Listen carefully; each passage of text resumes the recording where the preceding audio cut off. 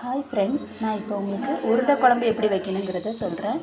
First ஒரு 2 teaspoon எண்ணெய் ஊற்றிட்டு கடுகு போட்டு தக்காளி, ஒரு பீஸ் வெங்காயம், 2 பச்சை மிளகா சேர்த்துக்கிட்டேன். அப்புறம் மிளகாய் வத்தல் 2 டீஸ்பூன், அப்புறம் 3 மல்லித்தூள் 3 ஸ்பூன், உப்பு 2 டீஸ்பூன், அப்புறம் புளிக்கரைசல் ஊற்றி கொதிச்சிட்ருக்கு. இந்த கொதிக்கிற சேஃபில் அடுத்து தேங்காயும் கலந்து ஊற்றிட்டேன். இது நல்லா கலந்து நல்லா கொதிச்சுட்டு வருது. இது நல்லா கொதித்த பிறகு தான் நம்ம கடலைப்பருப்பு, வெங்காயம், மிளகாய் வத்தல், அப்புறம் கருவேப்பிலை, உப்பு எல்லாமே நம்ம போட்டிருக்கிறோம். இதை நல்லா ஆட் பண்ணி உருண்டையாக பிடிச்சி இந்த குழம்புல போட போகிறோம். இப்போ குழம்பு நல்லா கொதித்து வர ஆரம்பிச்சிட்டு ஸ்லிம்மில் வச்சுட்டு இதே மாதிரி சின்ன சின்ன சைஸாக உருண்டையை பிடிச்சி குழம்புல போடணும்.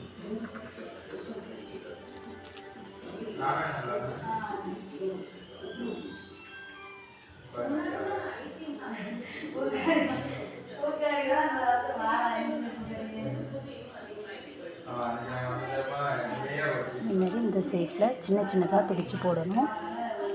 ஸ்லிம்மில் வச்சிடணும், இல்லாட்டி உருண்டை உடஞ்சிரும்.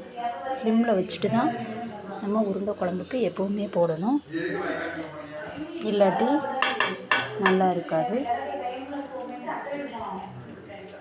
ஸ்லிம்மில் வச்சுட்டு தான் நான் உருண்டை குழம்புக்கு பிடிச்சி போடுறேன் ஃப்ரெண்ட்ஸ்.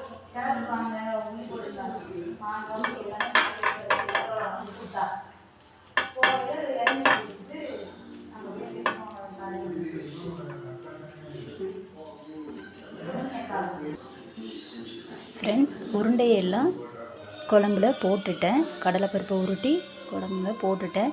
அடுத்து இதை கொஞ்சம் வெந்ததும் லைட்டாக ஸ்பூனால் தூக்கி விட்டால் கரெக்டாக இருக்கும், இல்லைன்னா உள்ளே அப்படி கிடந்துரும், சட்டியோட அண்டி சேர்ந்துடும்.